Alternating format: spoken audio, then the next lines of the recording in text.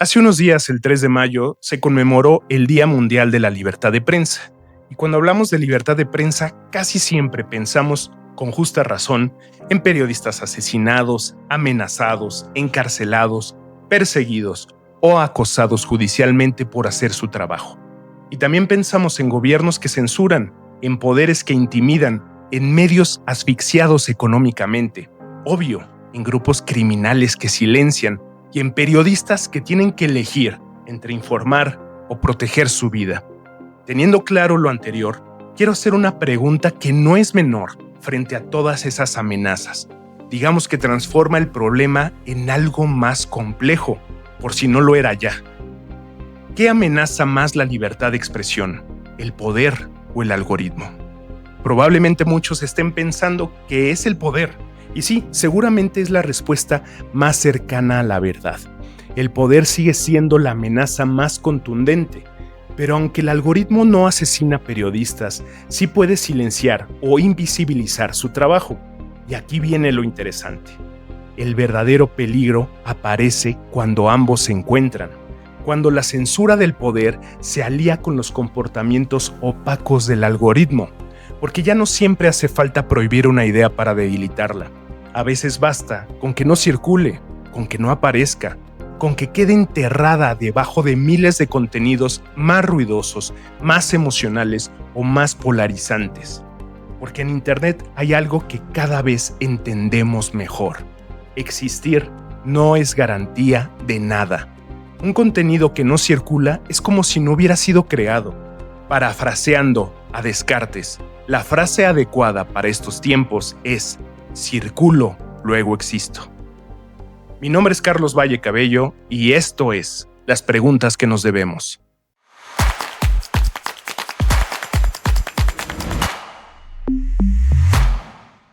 Entonces, ¿vamos a subestimar al algoritmo?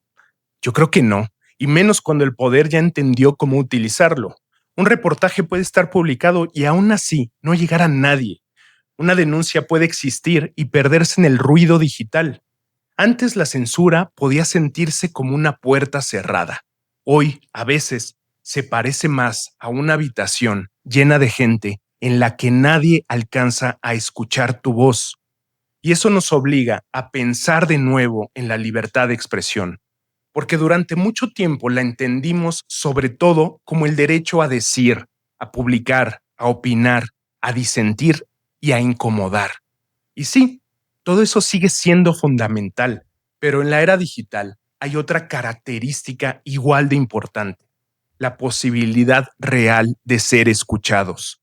Porque en el estricto sentido, nuestra libertad de expresión aparentemente está garantizada, pero en el ecosistema digital, las reglas no están hechas para competir en un suelo parejo.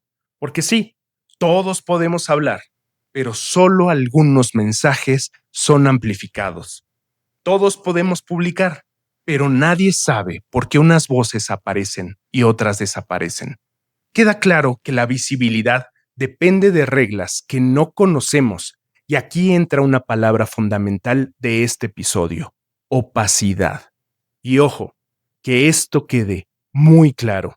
La opacidad no es un detalle técnico, es una forma de ejercer el poder. Porque cuando una plataforma decide qué vemos y qué no vemos, qué se recomienda o qué se oculta, está participando en la construcción de la conversación pública. Es decir, no es una autopista neutral por donde circula la información. No es una plaza pública completamente abierta para todos. Es un espacio privado con efectos públicos, y eso sitúa el problema en una zona totalmente distinta. Esto tiene repercusiones jurídicas, sociales y de derechos humanos. Y esto importa porque durante años hemos pensado a la censura como algo mucho más visible, más burdo, como un programa sacado del aire, un periodista amenazado o un libro prohibido. Pero hoy hay formas más sutiles: una publicación que no se borra, pero no se muestra; una cuenta que no se cancela, pero pierde alcance; una investigación que no se censura, pero no aparece en buscadores o en redes; un medio independiente que sigue publicando, pero que queda fuera de los grandes flujos del tráfico; Un creador que no sabe si su contenido falló, si no interesó, si fue castigado o si simplemente no activó las señales correctas del sistema. ¿Todo esto te suena? Si eres creador de contenido o has trabajado en un medio digital, estoy seguro que sí. Y aquí aparece una de las partes más delicadas del problema. Muchas veces no sabemos qué ocurrió, no sabemos si hubo una decisión humana, no sabemos si hubo una decisión automatizada, no sabemos si fue una regla comunitaria, no sabemos si fue una decisión comercial, tampoco sabemos si fue un error. Y cuando no sabemos nada, no podemos reclamar con claridad. Ese es el problema de la opacidad. Y lo digo también desde una experiencia profesional concreta. Cuando trabajaba en un medio digital, estuve en una reunión con representantes de Google en México. En ese momento, como muchos medios, intentábamos entender mejor cómo funcionaba Google Discover. Para quien no esté familiarizado con esto, Discover es ese espacio en los teléfonos, especialmente en Android, donde aparecen noticias y contenidos recomendados según los intereses del usuario. Para muchos medios puede ser una fuente enorme de tráfico. Y nosotros queríamos entender cómo funcionaba, qué criterios explicaban que una pieza apareciera ahí. La respuesta fue más o menos una lista de buenas prácticas. Hagan contenido de calidad, sean relevantes, cuiden la experiencia de usuario, publiquen información confiable. Y sí, todo eso está muy bien, todo eso importa, pero no es el hilo negro, no es nada que no supiéramos, no era una explicación real del sistema. Y ahí entendí algo que me parece importante. Cuando incluso quienes representan a una plataforma no pueden o no están autorizados a explicar con precisión sus criterios, el problema deja de ser solo técnico, se vuelve democrático. Porque si una parte creciente de la conversación pública depende de sistemas que nadie entiende del todo o que solo entienden unos cuantos, entonces tenemos un problema. No porque todo algoritmo sea malo. En principio no. El problema es que sistemas privados, opacos y automatizados pueden terminar tomando decisiones con efectos públicos enormes. Hay una frase que a mí me gusta mucho en la vida: el que avisa no es traidor. Y el problema es que el algoritmo no avisa. Y ahora hay que sumar una capa más, la inteligencia artificial. Porque si el algoritmo ya ordenaba lo que veíamos, la inteligencia artificial puede acelerar, automatizar y sofisticar esas decisiones. La inteligencia artificial vuelve al algoritmo más potente, más veloz y muchas veces más difícil de cuestionar. Y cuando un problema democrático se acelera más rápido que nuestra capacidad de entenderlo, regularlo y defendernos, la libertad de expresión queda en una zona muy vulnerable. Entonces, para aterrizar todo lo anterior, esas decisiones algorítmicas afectan la libertad de expresión en dos vías. La primera, lo que recibimos. La segunda, lo que intentamos comunicar. Hablemos de lo que recibimos. Hoy buena parte de nuestro consumo informativo ya no llega porque decidimos entrar a un periódico o buscar directamente un tema. Cada vez la información nos encuentra a nosotros. Nos aparece en el feed, en el buscador, en YouTube, en TikTok, en Instagram, en Facebook, en X, en Discover, en un video compartido o en un grupo de WhatsApp. Y ojo, esto es importante porque cuando la información nos encuentra, alguien o algo decidió que eso debía aparecernos. El Digital News Report del 2023 de la Universidad de Oxford señala que el acceso directo a sitios y aplicaciones de noticias ha perdido fuerza frente a rutas laterales, como las redes sociales y buscadores. Eso significa que la puerta de entrada a las noticias ya es primordialmente a través de las plataformas, sobre todo en los públicos más jóvenes. Y si la puerta de entrada es la plataforma, la pregunta inevitable es la siguiente: ¿con qué criterio ordena el mundo? Porque un algoritmo no solo muestra contenido, lo jerarquiza, lo sugiere, lo oculta, lo premia o lo castiga. Y lo hace muchas veces optimizando una cosa: nuestra atención, no necesariamente nuestra comprensión. Y ya ni hablar de nuestro derecho a estar bien informados. Esa no es su prioridad, porque lo que más captura atención no siempre es lo más cierto. A veces lo más indignante, lo más escandaloso, lo más simple, lo más emocional o lo que confirma lo que ya creemos. Y así, poco a poco, nuestra idea del mundo puede quedar moldeada por sistemas que no fueron diseñados principalmente para fortalecer la democracia, sino para mantenernos cautivos. Y aquí conviene hacer una precisión importante. No hay que caer en esa idea ya muy sobada de que todos vivimos encerrados en burbujas perfectas, donde solo vemos lo que ya pensamos. La realidad es un poco más compleja. A veces las plataformas también nos exponen a más diversidad de fuentes. A veces nos muestran contenidos que no habríamos buscado por cuenta propia y a veces nos permiten descubrir voces valiosas. Pero que el fenómeno esté evolucionando en su complejidad no significa que sea inocente, porque incluso si no vivimos en estas burbujas perfectas, sí vivimos en entornos profundamente mediados. Y la mediación importa. Importa porque nos dice qué aparece primero, qué se vuelve tendencia, qué temas quedan fuera. Importa si de pronto nos damos cuenta que ya no estamos viendo información importante, sino puro contenido atractivo. Porque una democracia no solo necesita libertad para hablar, también necesita condiciones para escuchar mejor, para encontrarnos con información importante que tal vez no pedimos, para toparnos con argumentos que nos incomoden, para conocer realidades que no forman parte de nuestra vida inmediata, para salir de nosotros mismos. Si la personalización extrema convierte la información pública en una experiencia demasiado individualizada, la conversación pública se marchita, porque ahora tenemos millones de versiones privadas de la realidad, cada quien con su feed, cada quien con sus certezas, cada quien con su versión de país. Y eso puede ser muy rentable, pero democráticamente es peligroso. Y ahora vayamos a la segunda vía, lo que intentamos comunicar. Porque cuando hablamos del algoritmo, casi siempre pensamos en lo que nos muestra. Pero hay otra mitad del problema. El algoritmo no solo decide qué mundo vemos, también decide qué tanto mundo puede vernos a nosotros. Y esto afecta a periodistas, medios pequeños, creadores de contenido, organizaciones civiles, académicos, activistas, instituciones y ciudadanos, a cualquiera que intente poner una idea en circulación. Durante mucho tiempo, el gran sueño de Internet fue que cualquiera podía publicar, y en cierto sentido sí se materializó. Nunca ha sido tan fácil abrir un canal, escribir un blog, grabar un podcast, subir un video, difundir una denuncia o encontrar una comunidad. Pero publicar no significa llegar, y llegar depende cada vez más de sistemas que no controlamos. O sí, tal vez controlamos parcialmente, cuando hay dinero de por medio. Y aquí hay una dimensión que se vuelve cada vez más evidente para cualquiera que haya intentado subir contenido a plataformas como TikTok, Instagram, Facebook o YouTube. La visibilidad también se compra.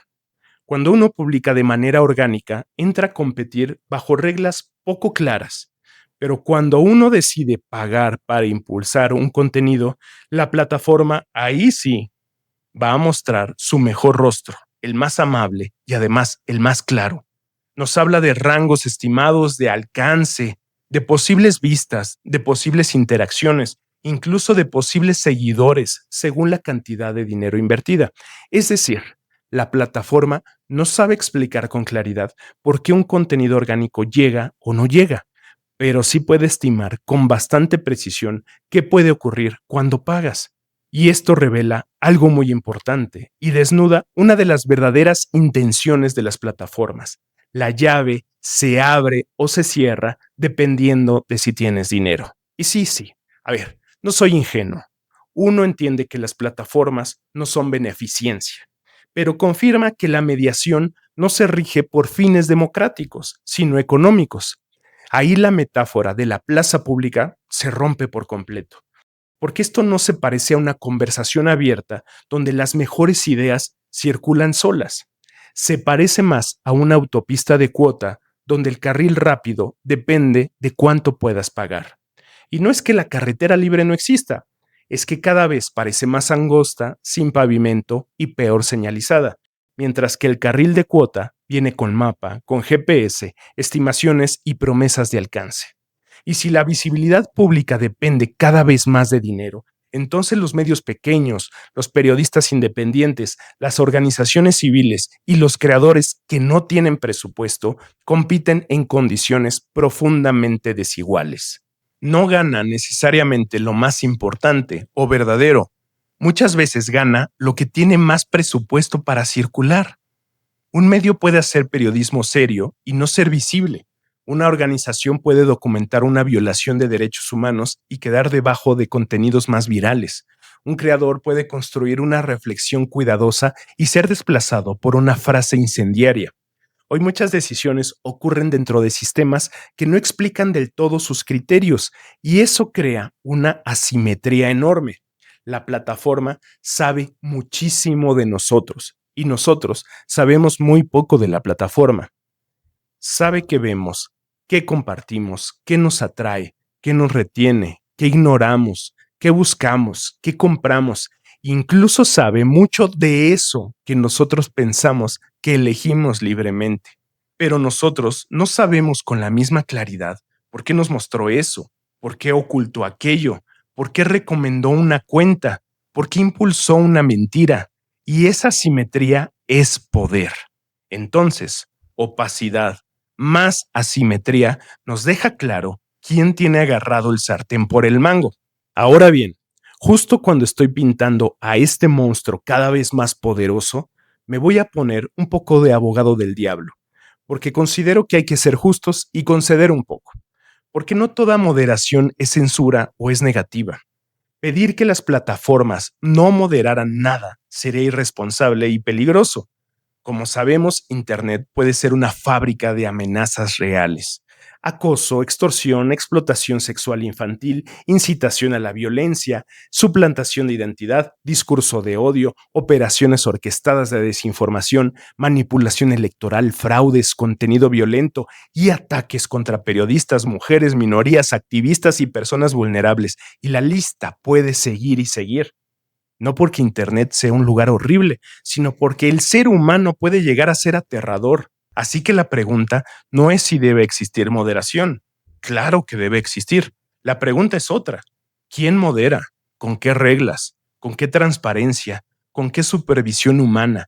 ¿Con qué responsabilidad pública? ¿Con qué estándares de derechos humanos? Porque aquí podemos entrar a una paradoja tremenda. Las plataformas digitales abren enormes oportunidades para la libertad de expresión, pero al mismo tiempo pueden ponerla en riesgo mediante la moderación de contenidos. El problema no es que haya reglas, el problema es que esas reglas son opacas, aplicadas automáticamente y sin contexto. Pueden terminar castigando aquello que deberían proteger. Un sistema automatizado puede confundir una denuncia de violencia con promoción de la violencia. El ejemplo más claro tiene que ver con lo que ha sucedido en torno al fenómeno de las personas que pueden llegar a atentar contra su propia vida, en donde ya no se puede hablar ni siquiera de la prevención del suicidio, por temor que los sistemas automatizados puedan llegar a meter en el mismo costal algo que puede hacer apología o que puede hablar de cómo evitarlo. Si una decisión algorítmica afecta derechos, debería poder explicarse, revisarse e impugnarse. Porque si no hay explicación, no hay defensa. Y si no hay defensa, la libertad queda a merced de una caja negra. Y ahora llegamos al punto más delicado. ¿Qué pasa cuando el poder encuentra esa caja negra? Les voy a mencionar solo algunos ejemplos de lo que puede ocurrir.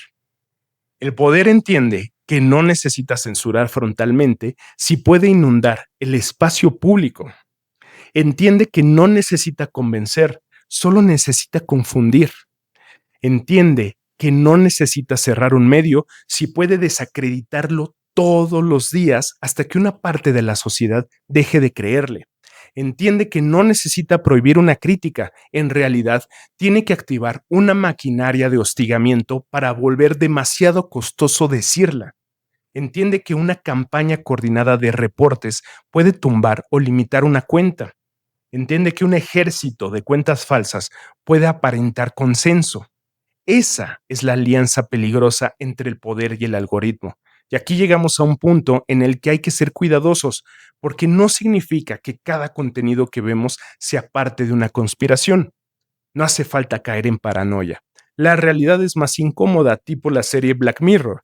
Y aquí encaja una de las preguntas que nos debemos. ¿Será que nuestra atención ya está tan domesticada por el estímulo constante y agresivo que una conspiración a gran escala ya suena innecesaria?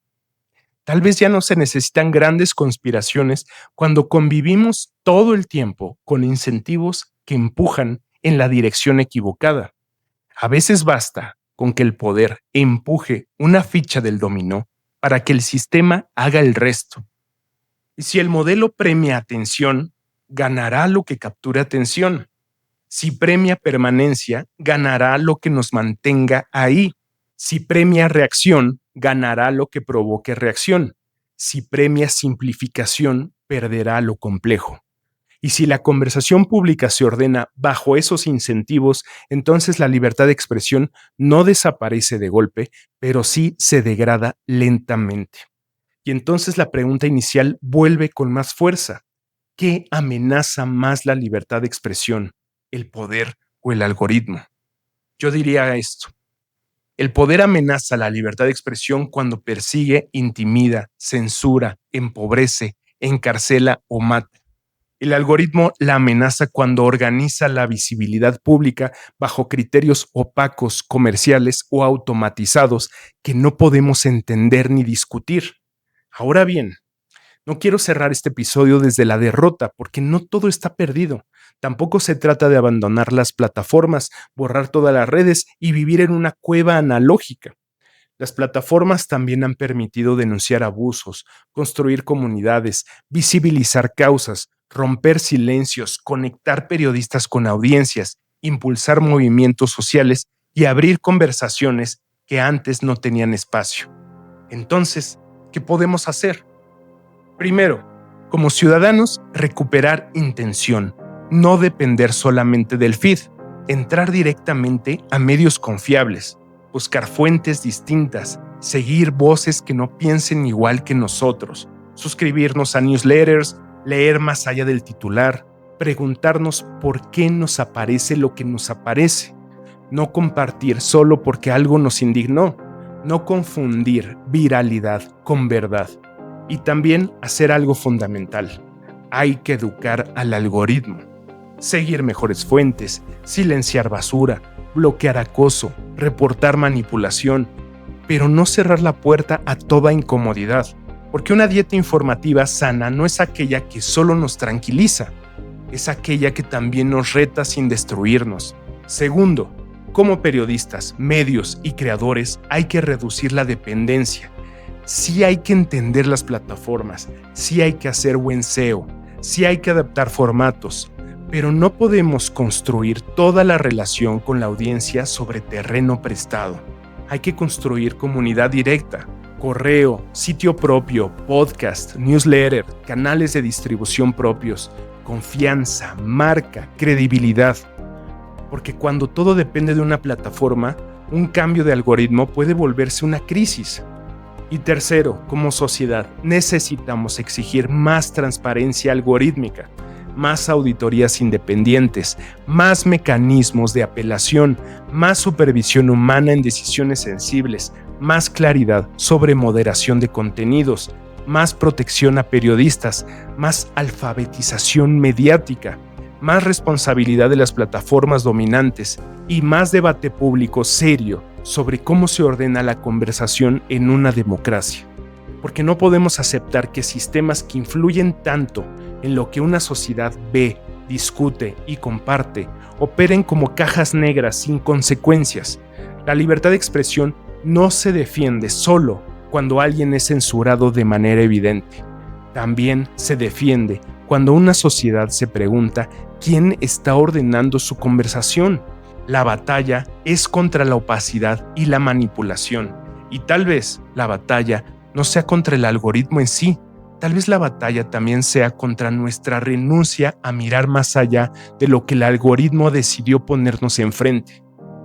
Mi nombre es Carlos Valle Cabello, muchas gracias por hacer de este espacio también suyo.